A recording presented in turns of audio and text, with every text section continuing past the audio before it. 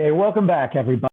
We have our next speaker ready to go. Otto is a former guest scholar here at the Guth-Vanna Chair and at the Freiburg Institute of Basic Income Studies.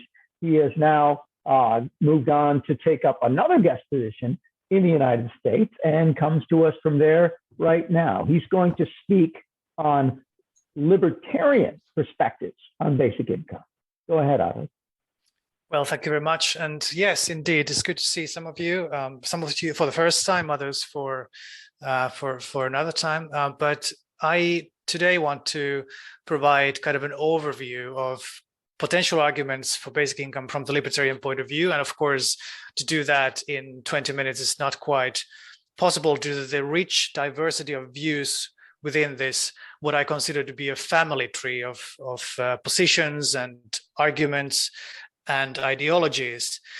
And indeed, what I want to emphasize today is this diversity and to sparse it out, because as an analytical philosopher, I like to make categories and I like to distinguish between useful lines or useful divisions. And I think within the libertarian family, there are some useful divisions that will also, I think, be useful for students to think about in terms of differentiating arguments for and against basic income. But I think the first thing to do, if I can actually, because inspired by Louis's very interesting talk, I would like to share just one screen here. So this is the Economic Freedom Index of 2021. And so, of course, at the top, you have usual suspects like Singapore, New Zealand, and Australia. But if you go a bit further down, you will see that, countries like Denmark, Iceland, my own country, Finland, are very high up on the list. So in some ways, you could say this is the result of the neoliberalization, if you will, and you can debate the effects of it. But it is true that the so-called Nordic model has also changed a lot throughout the years. And in fact, many of the Nordic countries are more libertarian in the economic sense than, for example, the United States. Okay, so I think the important thing here is to do some divisions, like I said. So the structure of my talk today will be, first, I will give sort of an overview of what is a libertarian argument for basic income. Then I will discuss two primary types of libertarian arguments. First, rights-based arguments, sometimes called deontological arguments, and then the consequentialist arguments, or arguments that focus on the consequences of different institutions and rights. And especially utilitarian type arguments that focus on the welfare consequences of different rights, including the rights to freedom, extensive freedom. Okay, and so let me begin by going through kind of what I consider to be the definition of a libertarian argument. I mean, I think first thing to realize is basically anybody can make use, and many people do make use of libertarian arguments. So, for example, Guy Standing, a very famous basic income researcher who also presented here as part of this seminar earlier, uses a lot of freedom-based arguments. He argues that basic income advances the freedom of poor people, but at the same time, I wouldn't call him a libertarian, because he, when the push comes to shove, puts some other moral values such as equality or fairness above the maximization of personal, social, and market freedom. So I think only if someone systematically prioritizes libertarian arguments over competing arguments, and if one systematically prioritizes the value of liberty over most or all other competing values, whatever the reasons for doing so, can be called a libertarian, or as I would also prefer to call them, radical liberal. So I think a radical liberal is someone who is a libertarian in this broad category of terms. And of course, you have kind of mixed forms. You can have people who are a little bit socialist, a little bit libertarian, people who are a little bit conservative, a little bit libertarian. But I think it's those mixed forms are not what I'm concerned about here. So I think libertarian is a radical liberal, someone who holds liberty as the highest moral, political, and/or economic value. So I don't think that libertarianism should be reduced to this sort of caricature form of someone who thinks that taxation is theft and therefore there's no rule for redistribution. It's perfectly possible to be a libertarian and be more of a moderate libertarian and think that there is some room for redistribution, as long as one prioritizes liberty as the most, or one of the most important values in the ordering of values. So I think at minimum, a libertarian is someone who, both in the realm of private social actions, that is people's lifestyle choices and so on, and in their economic actions and choices, supports widespread freedom for all people equally. So at the minimum, a libertarian supports widespread individual freedom, support for voluntary contractual arrangements, markets, private property rights, opposition to arbitrary and tyrannical government power, and so on. So these are kind of the basic building blocks of what constitutes a libertarian argument or a libertarian person. Okay. So originally, the word libertarian actually originated in, I think, France and certainly in the European circles of left-wing anarchism. But in the 20th century, it became associated with the more sort of United States notion of especially right-wing libertarianism. But it has since become sort of associated with any form of this radical liberalism. But in Europe, libertarians are still often better called liberals, and indeed there are many liberal parties and liberal institutes, and I think that's the more appropriate term to use in many European contexts. And so libertarians in this sense can be differentiated from some other types of liberals with prefixes like classical liberal or market liberal or even conservative liberal, although I think the latter of those is not very helpful. So, and in politics, like I said, the spreading of ideas of support for individual freedom, support for limited government, markets, private property rights, and opposition to discretionary and arbitrary government power can fit into various forms. And, people like Ronald Reagan and Margaret Thatcher have been called like libertarian, but they in many ways were not particularly libertarian. For example, in their social views, they advocated for rather conservative positions. So they are best categorized as this mixed form of libertarian conservatives or conservative libertarians. In the same way, in the Nordic countries, we have kind of social liberal or social democratic libertarians, if you will, who are willing to combine extensive market freedom with some form of a limited welfare state.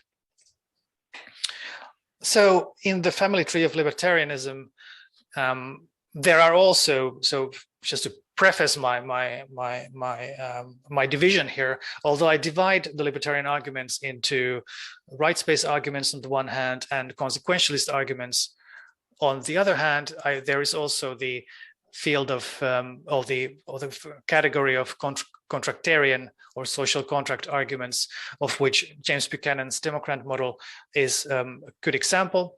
But I have discussed that elsewhere, and if you are interested in the contractarian side of libertarianism, I highly recommend that you go look at my lectures for freebies on this topic of Buchanan's Democrat. So I will leave that aside and focus today on the RightSpace arguments and consequentialist arguments.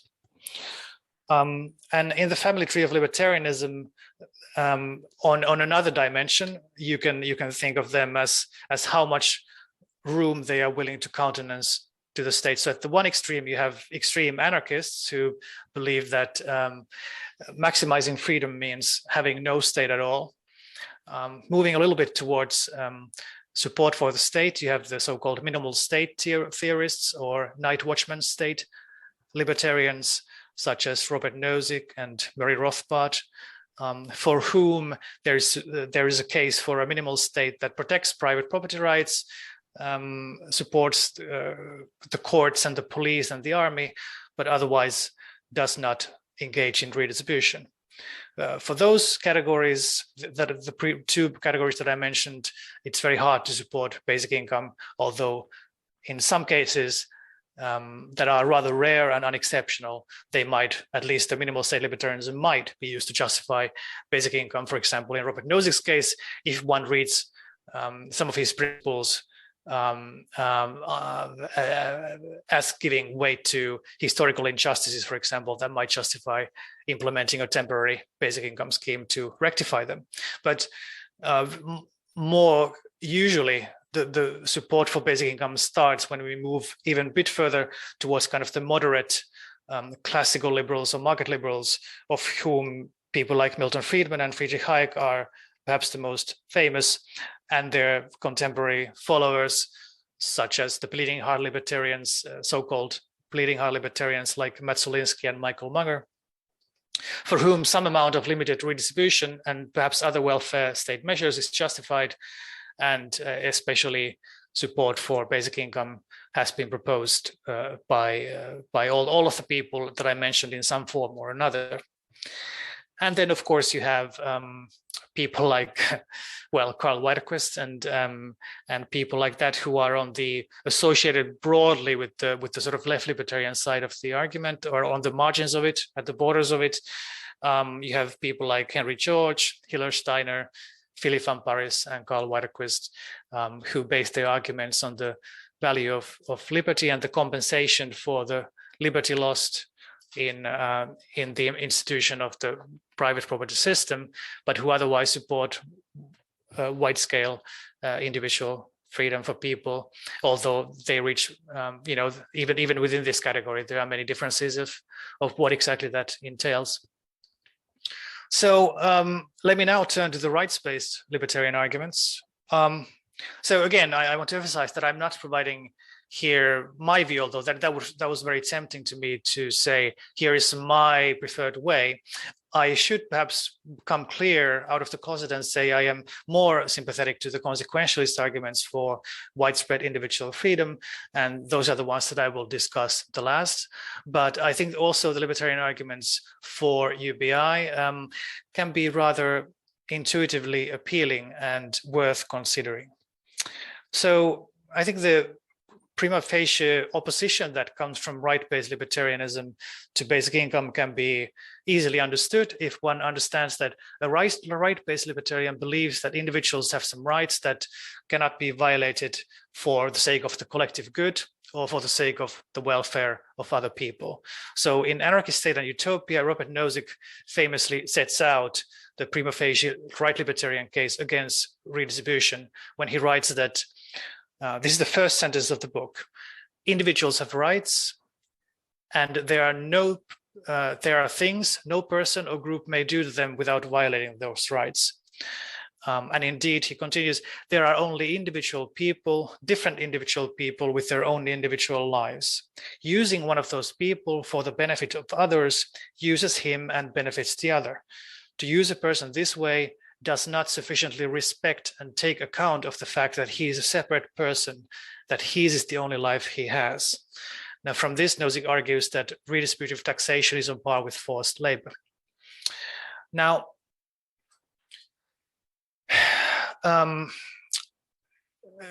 there are other libertarians who have taken Nozick's argument and actually said that if you take seriously the separateness of persons, the fact that the right to life is the primary right that people have, whether because they're born with it or whatever, so-called natural rights, you might still justify some form of redistribution, at least under some circumstances. So Eric Mack, for example, Eric Mack is another right libertarian who has given the following example. These examples are discussed at length at my paper with Miranda Fleischer on Libertarian Perspectives on Basic Income, published in the International Handbook of Basic Income, the Bulgrave International Handbook of Basic Income. So I highly recommend you look at that, because that goes through all of these classifications and gives you a more detailed look into this family tree of libertarian arguments. But Eric Mack gives the following example of the freezing hiker. So what is the freezing hiker example? So imagine a hiker who, through no fault of her own, encounters unpredicted and fatally cold conditions. She happens upon a locked but unoccupied cabin. If she enters, its shelter, fire, and blankets will save her life. An absolutist conception of property rights holds that she must honor the cabin owner's property rights, even at the cost of her own life. Mack counters that no plausible moral theory, including no plausible libertarian moral theory, would require the thoughtless hiker to sacrifice her own life in this manner. To insist otherwise, according to Mack, would be to deny the essential premise of Nozick's argument that each individual is a separate person, that hers is the only life that she has, and that she cannot be forced to relinquish that life for others. The freezing hiker cannot be compelled, according to Eric Mack, to sacrifice her life, her only life that she has, solely because an absolutist conception of property rights demands that those property rights be respected. So letting the freezing hiker die in the cold would conceivably be a violation of the oppressor's right to life. Similarly, Mack argues that a homeless person who trespasses in a garage or shelter or steals food from a backyard garden to survive has the right to do so under certain conditions, because a moral theory based on the separateness of persons must allow individuals who in dire circumstances through no fault of their own have to engage in self-protection. So it seems that if people have the natural right to protect their life, and the only way they can protect their life is to steal or damage other people's private property, they have the libertarian right to do so, because the right to life is a primordial right that individuals have. So in the famous libertarian slogan, going back to John Locke, life, liberty, and property, life comes first. And this is no accident, because the right to life is the most important one. And if it comes into conflict with any non-essential right to property, the latter must yield for the sake of the former. So this seems to suggest that there's some support from the right libertarian point of view to support for redistribution in some cases, but some conditions have to be met. So, for example, it remains unclear if the freezing hiker has the duty to compensate the damages done to the property owner after she has recovered and ceased to be in danger. This may depend on several factors, like whether they engage in reckless self-endangerment or whether they were indeed in trouble to no fault of their own, whether the violation of property was proportionate to the need that they had, whether compensation would ruin the financial situation of the hiker, and a few other factors. Furthermore, in order for this freezing hiker example to generalize to the whole society and to justify a large-scale program of redistribution like basic income, it must be the case that conditions similar to the freezing hiker scenario or the starving beggar scenario are widespread in the society. They cannot be simply isolated examples, because then that wouldn't justify a large-scale program like basic income. And whether these scenarios actually do generalize depends on accepting something similar to G.A. Cohen's or Karl Widerquist's argument, empirical assessment of the relative lack of freedom of poor people in rich industrialized societies. Okay, but even if we do accept these empirical arguments that they do generalize for the whole society, libertarians do not have to abandon libertarianism as a moral and political philosophy. They only need to support something like basic income or something similar as a requirement of justice or as a side constraint to the system of widespread economic and social freedom, nor do they have to support the welfare state beyond it. Now, a related argument from the rights perspective is the Lockean argument, but I won't go through it here except very briefly, because that has been also discussed in the seminar before. But according to John Locke, people have the right to unilaterally appropriate land and resources, but it may be that this appropriation falls foul to a couple of the provisos or limits that Locke places on this. So the first one actually is the so-called spoilage proviso. It states that property owners cannot accumulate resources in a way that causes good resources to go to waste.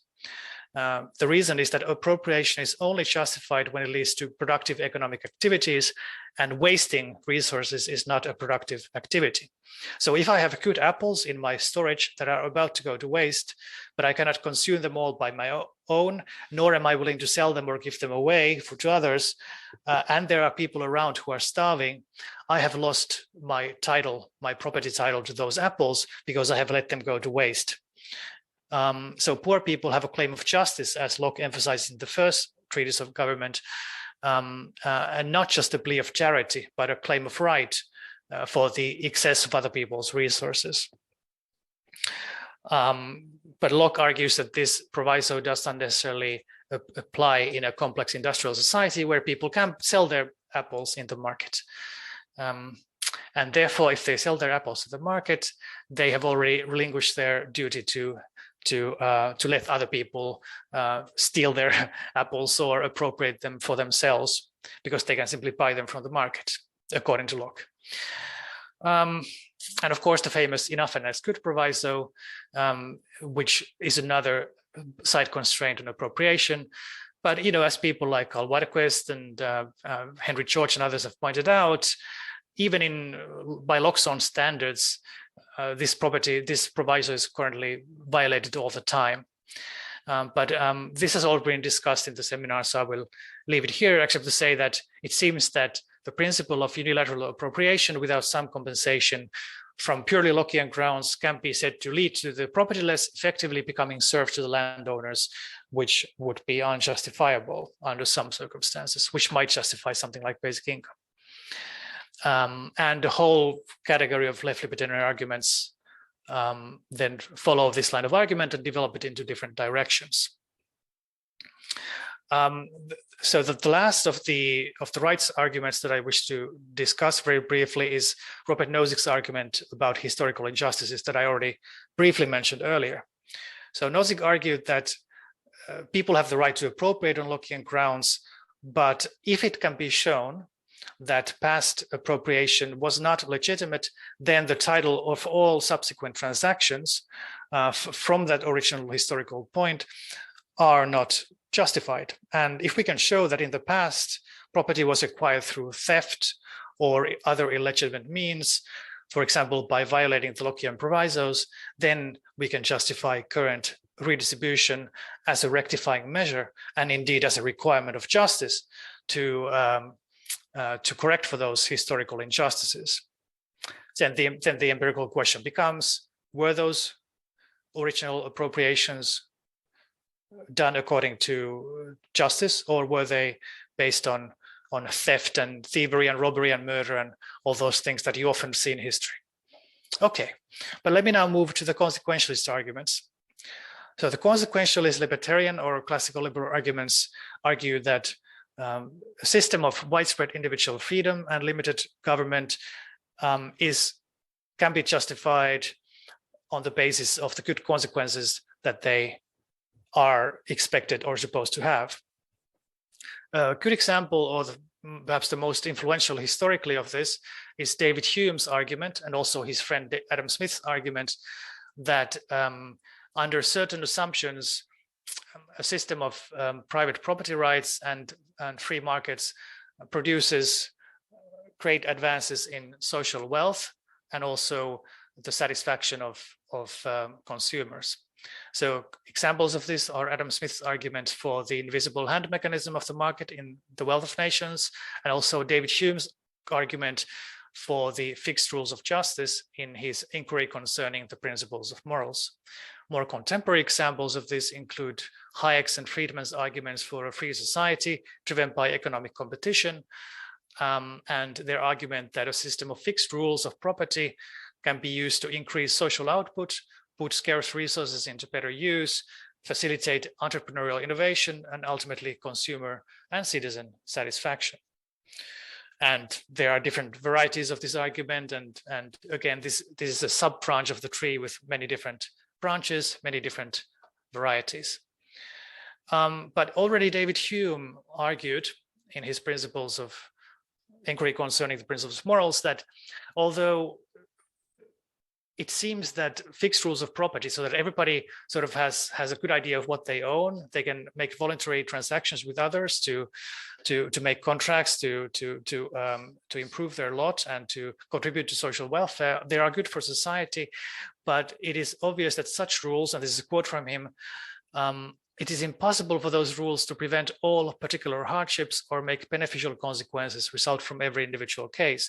So if we have this kind of abstract system of rules of justice, it's clear that some people will suffer. Adam Smith also argued that, for example, the division of labor and the private property system that supports it produce great increases in wealth and innovation and so on, but it can cause great hardship to individuals, for example, who have to do monotonous work, or who are engaged in the sort of envy towards the rich, or other forms of kind of positional goods pursuit, which are bad for them and bad for society. And so there might be a case for remedying those issues, because what we are concerned about from the consequentialist point of view are the consequences of our policies and our actions. So Hume did not advocate for systematic compensation.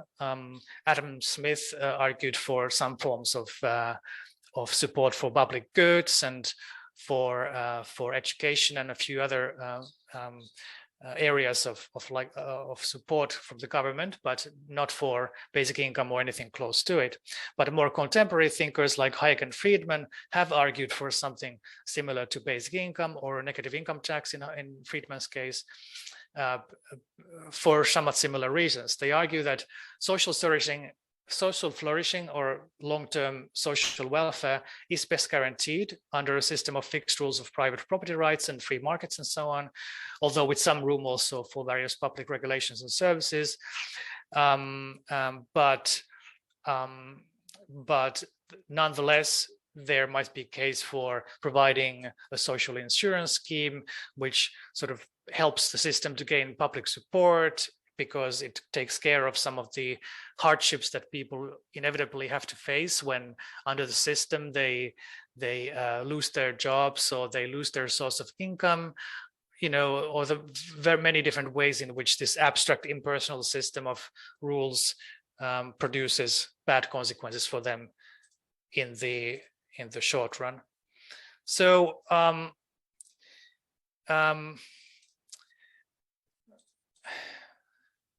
so now let me get close to my conclusion here.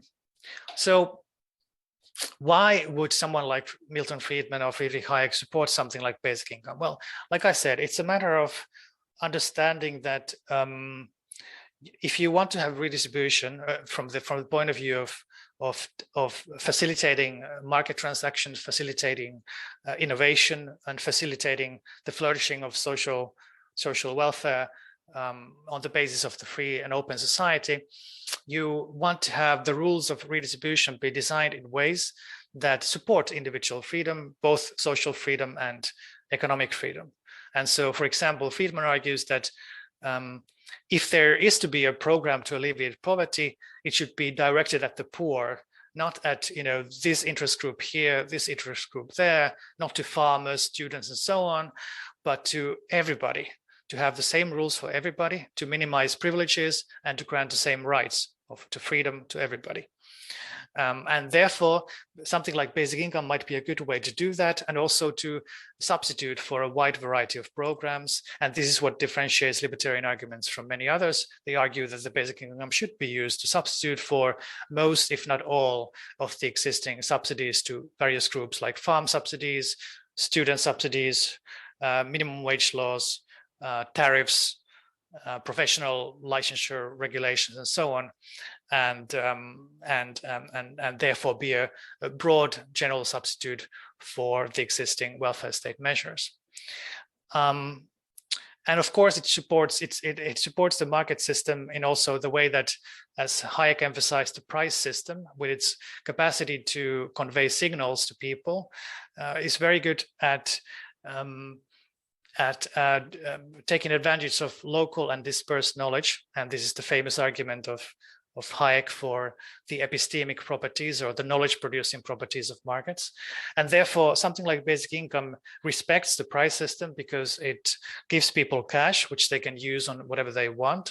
It gives them the freedom to experiment, to innovate, to deviate from established norms, and to pursue different lifestyles or to pursue different consumption patterns or production patterns in the economy. So it is therefore very clear and transparent and supporting of the market. This is what the Otto liberals have called market conformity, or conformity to the market and competitive order. So to conclude, I think many libertarian variants, although many of them are also hostile to basic income, can be used to support, if any support is to be given to redistribution to something like basic income. And so whether one accepts right-based arguments or contractarian arguments or consequentialist arguments, it seems that a preferred method of libertarian redistribution is through unrestricted, unconditional cash transfers that minimize administrative bloat and therefore the sort of tyrannical powers of the welfare bureaucracy, and also support the capacity of poor people and all people really to have a fixed set of rules under which they can operate and make spontaneous choices without the control of people from the outside. And in contrast to in-kind or targeted transfers, unrestricted cash transfers are good at furthering individual autonomy by recognizing that individuals, even poor ones, are often better judges of their needs than the government or their bosses in the companies in which they work. And since libertarians are skeptical of the abilities of the government to exercise wise discretionary power, decoupling redistributive transfers from work requirements acknowledges the inability of the government to distinguish the deserving from the undeserving or the needy from the unneedy in a principled way. In this way, a libertarian basic income grants basic security to all citizens, supports their social and economic freedom, and limits the bureaucratic power of the government. Although it may have its problems and worries from the libertarian point of view, most notably its tendency to impose a strong tax burden, these might be tolerable under certain models, and a basic income is almost certainly better than what many governments or welfare states have now from the libertarian point of view, and it may even be a moral requirement of justice if one accepts that libertarianism provides such a moral theory of justice. So finally, I think the best libertarian case for basic income derives from the combined sort of consequentialist and epistemic considerations that the bureaucratic administrative state is the nemesis of a free society, because it falls victim to the problems of how do you plan a complex economy. It gives incentives for people to rent seek or to take advantage of the system for themselves, to get some money for themselves at the expense of others. It therefore wastes a lot of resources. And it also gives power to people who think that they can rule over others, to control the lives of others and to micromanage the lives of especially poor people, which is the antithesis of a free society. It seems that the freedom of poor people is not sufficiently respected in today's society. It is unfair that some people, whether it's welfare state bureaucrats or business owners, have excessive freedom over others to command them to do their bidding. And the social safety net, therefore, from this point of view, should be designed to support, not undermine, individual freedom in the marketplace and in the civil society, which requires giving people unconditional cash payments as the best available option. So I think I will leave it at that, and I will put on the screen a hopefully helpful sort of summary of what I have argued here, which goes through some of the most important rights-based and consequentialist libertarian arguments. So it doesn't introduce any new ones, but it simply summarizes what I have discussed here so far. But with that, I will conclude. So thank you.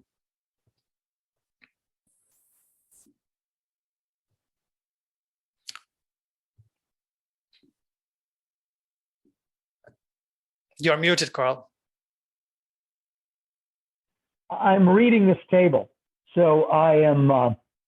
I'm taking a minute here to read the table before I call on anyone.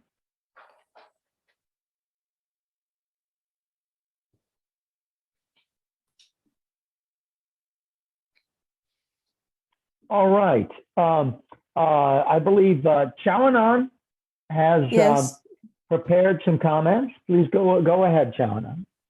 Yes, thank you very much, Otto, and thanks for your sharing. I have 2 points to discuss according to the paper on Libertarian Perspectives on Basic Income. And firstly, admittedly, Libertarianism are quite doubtful about the government's ability of exercising redistributive transfers. Also, the government's failure to recognize the individual's need of cash transfer. But what if people are confronted with some emergency situations, such as natural disasters, terrorism, or conflicts? In these cases, government need to do their job by the means of emergency cash transfer. So my first question is, to what extent would the UBI scheme would help ensure individuals' life safety or property protection, and by which way? And secondly, in the according to the paper, I noticed that by the contractarian theories, which you haven't mentioned in this presentation, but it doesn't matter. I noticed that the safety nets mentioned by the contractarian theories supports the idea of redistribution, because the safety nets, which is similar to the network of forced hypothetical exchanges, as you have mentioned in the paper, it makes Pareto superior move to a well-off or even better off level for each person than he was with natural endowments. So which indicates that we also need governmental redistribution to convince the low endowment people to accept a social system with strong property rights. That's what I have understand from your reading your paper. So this idea conflicts with libertarianism or proponent's idea, as I have mentioned above. So the second question is whether a wider UBI scheme should include a safety net system, as it has mentioned in by the contractarian theories.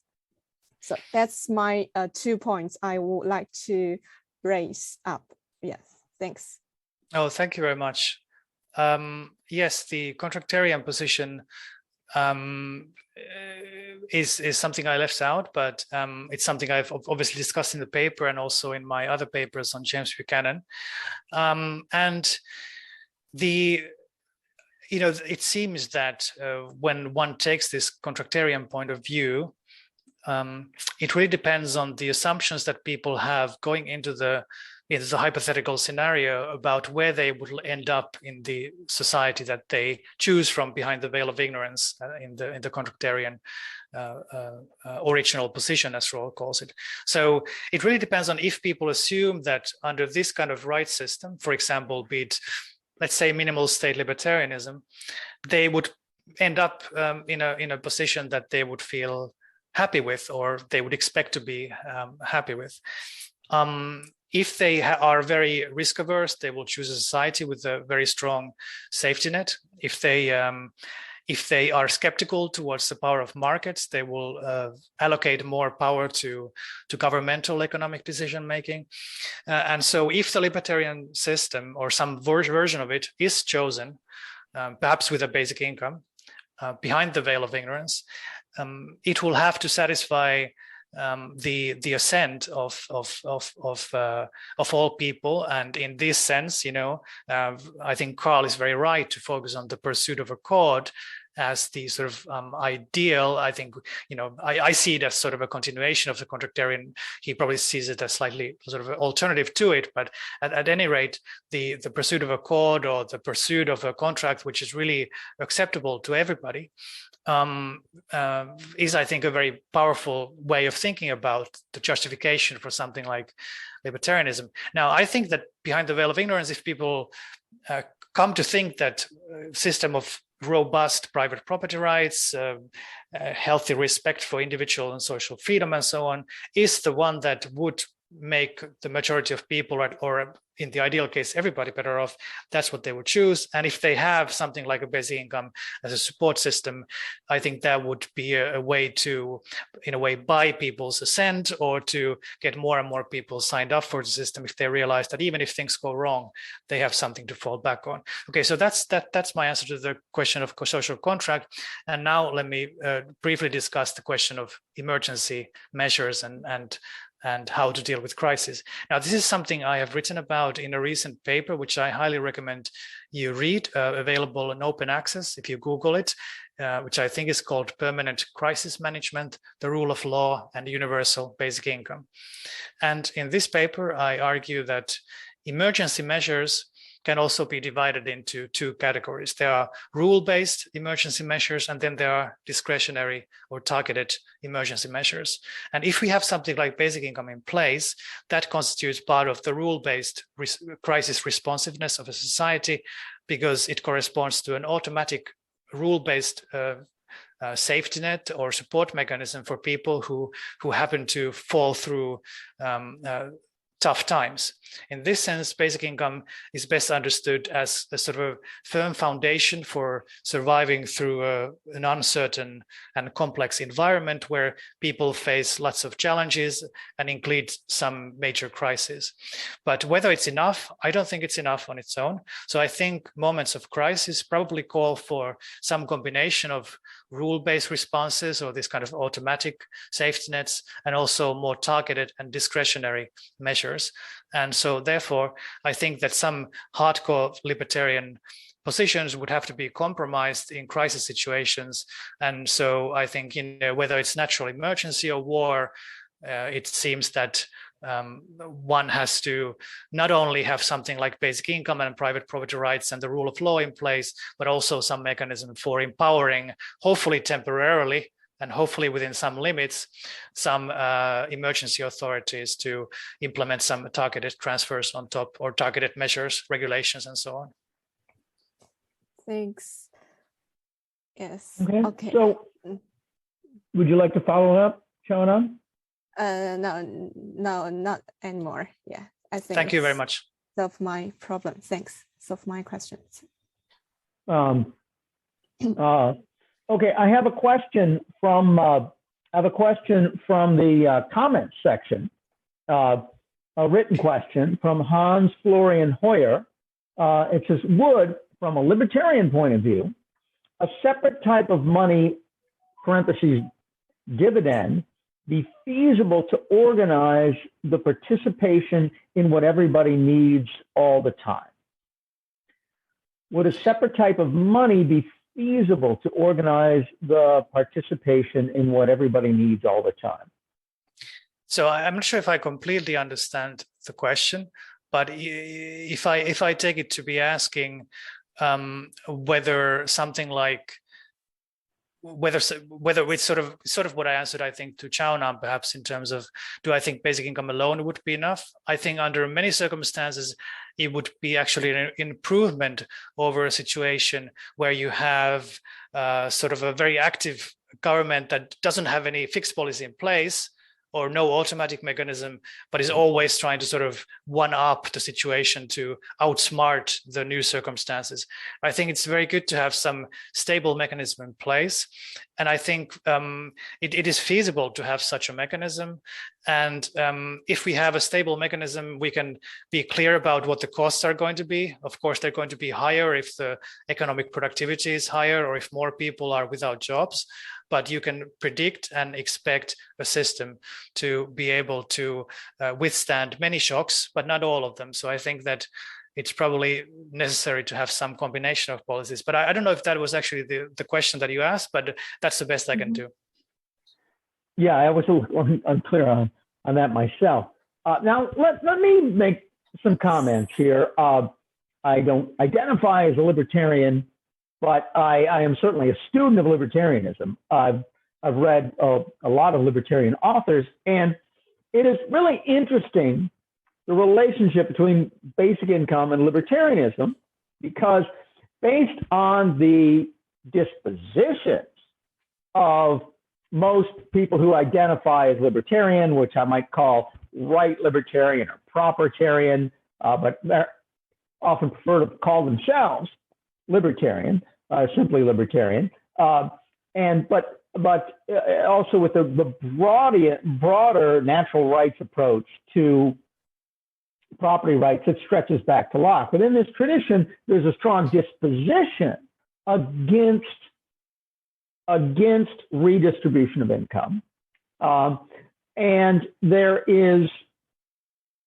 And even when there is to be redistribution of income, there should be very little of it. It should be very low. The benefit should be very ungenerous, and that is a large part of the tradition feels that way. So those, I think, are the biggest negatives. But on the positive side is especially from the consequentialist side, is that when there is redistribution, it just makes so much sense from this perspective that it should come in the form of cash and unconditional. So in that sense, there's a predisposition towards policies like basic income. And you got that explicit arguments from Friedman and Buchanan, especially from Buchanan in his argument for a single tax and a single redistributive program, which would be a true universal basic income, not a negative income tax. And then the other thing I think from within the really strict confines of the right libertarian ideal is the Lockean proviso. A lot of libertarians have brought up the proviso just to say, oh, it's fulfilled, and not really taking their own principle very seriously. But if you take that principle seriously, you don't really need to change the theory at all. Just go with this consequentialist idea that cash is usually best, unconditional cash is usually best, and take a look, say, we're really going to take this proviso seriously. We're going to research it and see what it takes to fulfill it, and not just say with no research whatsoever, oh, I think it's fulfilled, therefore we'll never look at it. They actually take it seriously. You would find actually there's a tremendous case from within this right libertarian movement to say, yeah, we should have a very substantial basic income. You think, Otto? Yeah, I agree on all of those points. I mean, I think I want to highlight that I think most of the best libertarian arguments today are consequentialist, or at least have a very strong consequentialist component, not just for basic income, but for liberty itself. And so I think the emphasis on rights-based arguments, this as a consequentialist, this is my prejudice, but has been detrimental to the discourse. I think the important thing here is that both consequentialists and so-called deontological or rights-based libertarians would see that rights are important. It's just that one of them sees rights as innate or natural, and the other sees them as either conventions or social constructs, or the results of a social contract. And so there's a big difference between seeing, for example, a regime of private property rights as being natural, in which case very little can be done to violate it, or being a sort of social construct or social convention. If you see them in conventional terms, as David Hume does, or Adam Smith does, or Friedrich Hayek does, then there's much room for thinking about what the precise form of the system of rights and system of liberty should be. And that also opens up the debate for something like basic income much more naturally. Mm-hmm. Now, it's interesting that you brought up my theory and how it fits in with this, and I think you got it correctly, that I position myself and think of myself as a critic of both contractarianism and libertarianism. However, my criticisms of both of them tend to be internal criticisms. So saying not that there's anything wrong with these principles, that the idea of minimizing negative interference with people is a very good ideal, but that it's not being delivered by these so-called libertarian mechanisms as envisioned. And we have to do something else to deliver it. And so now, on that side, I could consider to be considered to fall within the libertarian camp because I believe that it is possible to deliver something. It is possible to deliver a lot more freedom than we have. However, that makes me outside of the camp because I reject some of their primary ideas of how we should go about it. That specifically private property rights is going to envision this with very little regulation or redistribution. And I really reject those ideas. And I think really libertarianism is defined more by that disposition towards these policies than it is towards a commitment to the principles that supposedly underlie it. I don't think that Cohen was right when he said that those deep principles were where the action is. I think where the action is what policies people envision. And the principles, they're often trying to cook those to get the policies that they want.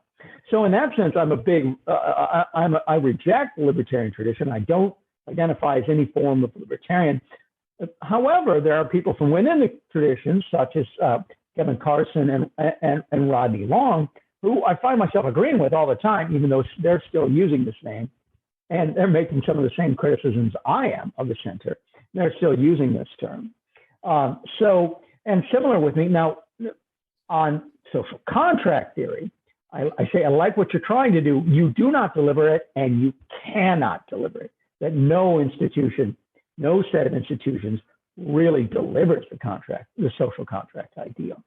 So in that case, it's a bigger rejection. But I think those failures and both of those, that even though you can get an argument for basic income from within the libertarian ideal, I think when you see its failure, the failure of the contraction, the contractarian and the libertarian things to meet the provisos they've set up to justify those, rejecting those gives a very the strongest case for basic income. That's great. I think that's a very helpful clarification of your position in relation to this, and partially just a matter of, I think, of subjective preference and kind of like taste even of how one chooses to identify oneself, and emotional and personality dispositions also go into it for a lot of people, into what they identify with.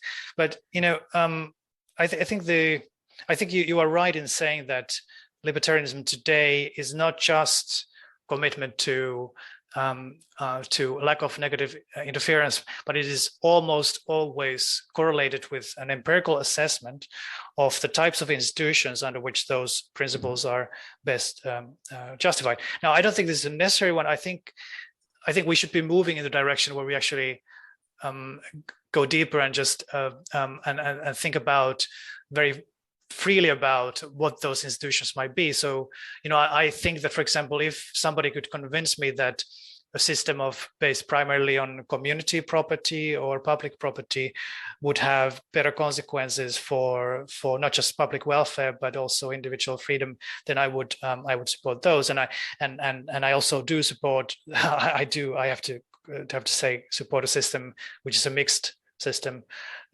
which has private property, public property, and common property as part of its framework. But it's just a matter of which should we prioritize because of the expected consequences of those framework. But I think that any libertarianism has to have some strong respect for private property. If private property is understood as a private sphere of